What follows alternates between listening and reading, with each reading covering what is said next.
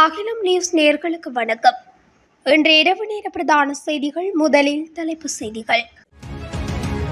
மீண்டும் மீண்டும் பகிடிவதை அதிர்ச்சி அளிக்கும் பல்கலைக்கழக மாணவர்களின் காணொலி வெளியானது.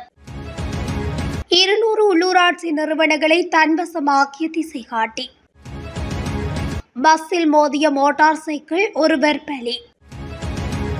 செம்மணி போராட்ட களத்தில் இருந்து ஓர் கோரிக்கை. முல்லைத்தீவில் மாணவனை தாக்கிய பாடசாலை அதிபர்.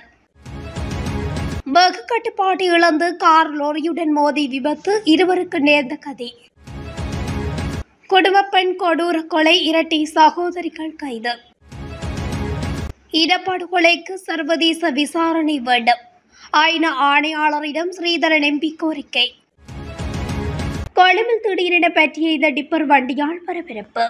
தொடர்வடை விரிவான செய்திகள். இலங்கை தென்கிழக்கு பல்கலைக்கழகத்தின் முதலாம் ஆண்டு மாணவர்கள் கடுமையான பகிடிவதைக்கு உட்படுவது போன்ற காணொளி தற்போது சமூக வலைதளங்களில் வெளியாகி வருகின்றது. இதுகுறித்து பகிடிவதைக்கு உள்ளான மாணவர்கள் பல்கலைக்கழகின் துணைவேந்தருக்கு முறைப்பாடு செய்துள்ளதாக தகவல்கள் வெளியாகியுள்ளன. தென்கிழக்கு பல்கலைக்கழகத்தின் 3ஆம் ஆண்டில் பயிலும் மாணவர்கள் குழு ஒன்று முதலாம் ஆண்டு மாணவர்களின் அறைகளுக்குள் நுழைந்து முழந்தாளிடச் செய்து கடுமையாக துன்புறுத்தி தாக்கும் வகையிலான காணொலி வெளியாகியுள்ளது. கடந்த வாரம் அதிகாலை 2 மணியளவில் குறித்த மாணவர்கள் முதலாம் ஆண்டு மாணவர்களின் விடுதிக்குள் நுழைந்து இவ்வாறு கடுமையான தாக்குதல்களை மேற்கொண்டுள்ளனர். தாக்குதலுக்கு இலக்கான மாணவர்களுள் ஒருவர் கடுமையாக பாதிக்கப்பட்டுள்ளதுடன் மருத்துவ சிகிச்சை பெற வேண்டிய நிலைக்கு ஆளாகியுள்ளார். இதுபோன்று பல தடவைகள் கடுமையான தாக்குதலுக்கு இலக்கான மாணவர்கள் பல்கலையின் மேலிடத்தில் முறைப்பாடும் செய்துள்ளனர். அண்மையில் சபரகமு பல்கலைக்கழகத்தில் கடுமையான பகிடிவதைக்குள்ளான மாணவர் ஒருவர் தவறான முடிவெடுத்து உயிரை மாய்த்து கொண்ட பின்னரும் பகிடிவதை தொடர்பான கவனம் மேலும் வலுப்பெற்றுள்ளது. இருப்பினும் இதுபோன்ற அநியாய உயிரிழப்புகளை பார்த்தும் கூட சில மாணவர்கள் தங்களுடைய பலத்தை பிறருக்கு காண்பிக்கும் பொருட்டு இவ்வாறான தகாத வன் செயல்களில் ஈடுபடுகின்றனர். குறிப்பாக காலத்துக்கு காலம் பகிடிவதை தொடர்பில் பேசினாலும் கூட இதற்கு ஒரு தீர்வில்லை என்பது வருந்தத்தக்க உண்மையாகும். அதிலும் தாங்கள் பகிடிவதைக்கு உள்ளாகி பல சிரமங்களுக்கு உள்ளானதை தமக்கு அடுத்தபடியாக கற்க வரும் இளைய மாணவர்களும் அனுபவிக்க வேண்டும் என நினைப்பதெல்லாம் மாற்றப்பட வேண்டிய ஒரு மனநிலையாகும். தாங்கள் அடைந்த துயரங்கள் தங்களுக்கு கீழ் கற்க வருபவர்களுக்கு நேராமல் பாதுகாப்பதும் மாணவர்களின் மிகப்பெரிய கடமையாகும்.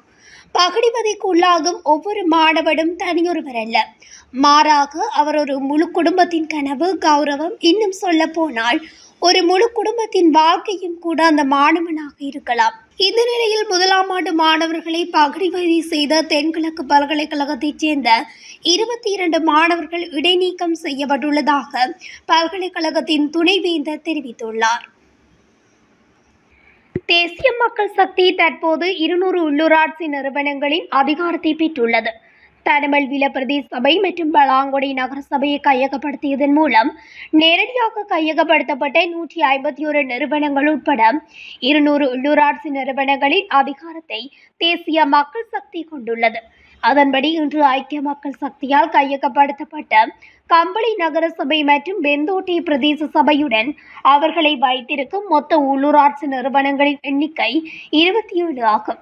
இலங்கை தமிழரசு கட்சி 17 உள்ளூராட்சி நிறுவனங்களின் அதிகாரத்தை பெற்றுள்ளது.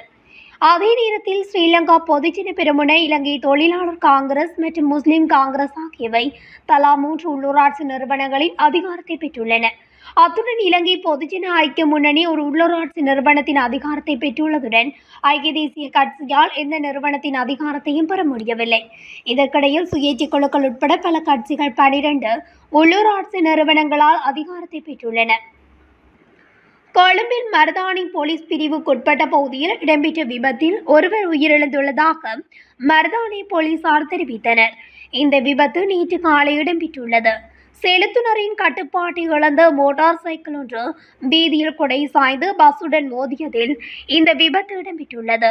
விபத்தின் போது மோட்டார் சைக்கிளின் செலுத்துனர் படுகாயமடைந்துள்ள நிலையில் கொழும்பு தேசிய வைத்தியசாலையில் அனுமதிக்கப்பட்ட பின்னர் உயிரிழந்துள்ளதாக போலீசார் தெரிவித்தனர்.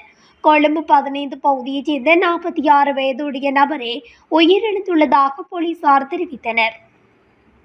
யாழ்ப்பாணம் சித்துப்பாத்தி மனித புதைகுழிக்கு நீதி கோரி அணியாதீபம் தொடர் போராட்டம் இன்றைய தினமும் இரண்டாவது நாளாக தொடர்ந்து வரும் நிலையில் ஏற்பாட்டாளர்கள் பொதுமக்களிடம் வேண்டுகோள் விடுத்துள்ளனர்.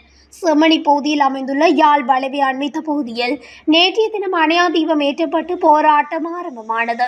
நேற்று மாலை நிகழ்வாக செம்மணி தொடர்பான கதை வாசிப்பும் இரவு நிகழ்வாக ஆவணப்படம் திரையிடலும் இடம்பெற்ற நிலையில் இன்றைய தினமும் போராட்டம் தொடர்ந்து முன்னெடுக்கப்பட்டு வருகிறது. இந்த நிலையில் போராட்டத்தில் ஏற்றப்பட்டுள்ள அணியாதீபத்துக்கு எண்ணெய் மற்றும் மலரஞ்சலி செலுத்துவதற்கான மலர்கள் என்பவற்றை தந்துதவுமாறு மக்களிடம் ஏற்பாட்டாளர்கள் கோரிக்கை விடுத்துள்ளனர். முல்லைத்தீவு பாண்டியன்குளம் பகுதியில் உள்ள பாடசாலையில் அதிபர் மாணவன் ஒருவரை தாக்கியதாக நட்டாங்கண்டல் போலீஸ் நிலையத்தில் முறைப்பாடு பதிவு செய்யப்பட்டுள்ளது. குறித்த சம்பவமானது நேற்று முல்லைத்தீவு துணுக்காய் கல்வி வலயத்துக்குட்பட்ட பாண்டியன்குளம் மகா வித்தியாலயத்தில் இடம்பெற்றுள்ளது. நேற்றைய தினம் குறித்த மாணவனை பெற்றோர்கள் முன்னிலையில் வைத்து அதிபர் தாக்கியுள்ளார். இதனையடுத்து பாதிக்கப்பட்ட மாணவரின் பெற்றோர் நேற்று மாலை நட்டாங்கண்டல் போலீஸ் நிலையத்தில் பாடசாலை அதிபருக்கு எதிரான முறைப்பாட்டை பதிவு செய்துள்ளனர். காரொன்று லொரியுடன் மோதி விபத்துக்குள்ளானதில் இருவர் காயமடைந்துள்ளதாக போலீசார் தெரிவித்தனர். இந்த விபத்து பன்னல குளியாப்பிட்டிய பிரதான வீதியில் போவத பகுதியில் இன்று இடம்பெற்றுள்ளது. பன்னளவில் இருந்து பயணித்த காரொன்று வேக கட்டுப்பாட்டை இழந்து எதிர் திசையில் பயணித்த லொரியுடன் மோதியதில் குறித்த விபத்து இடம்பெற்றுள்ளது. விபத்தின் போது காரில் பயணித்த இருவரும் லொரியின் சாரதியும் காயமடைந்துள்ள நிலையில் சிகிச்சைக்காக குளியாப்பிட்டிய வைத்தியசாலையில் அனுமதிக்கப்பட்டுள்ளனர். மேலும் விபத்து தொடர்பான மேலதிக விசாரணைகளை போலீசார் மேற்கொண்டு வருகின்றனர்.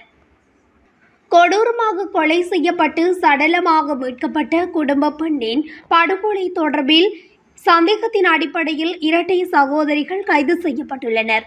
அம்பாறை மாவட்டம் பெரிய நீலாவணை போலீஸ் பிரிவுக்குட்பட்ட விஷ்ணு கோயில் வீதியில் அமைந்துள்ள வீடொன்றில் தனித்திருந்த 38 வயது மதிக்கத்தக்க 2 பிள்ளைகளின் தாயான திருமதி மனோதர்ஷன் விதுஷா என்ற குடும்ப பெண் கடந்த மே மாதம் வெள்ளிக்கிழமை படுகொலை செய்யப்பட்டிருந்தார்.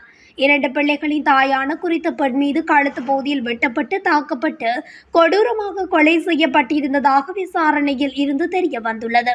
குறித்த சம்பவம் தொடர்பில் பல தரப்பினரும் அம்பாறை போலீசார் விசாரணை மேற்கொண்டிருந்த நிலையில் 24 நாட்களின் பின்னர் 34 வயதுடைய இரட்டையரான சகோதரிகளை கைது செய்துள்ளனர்.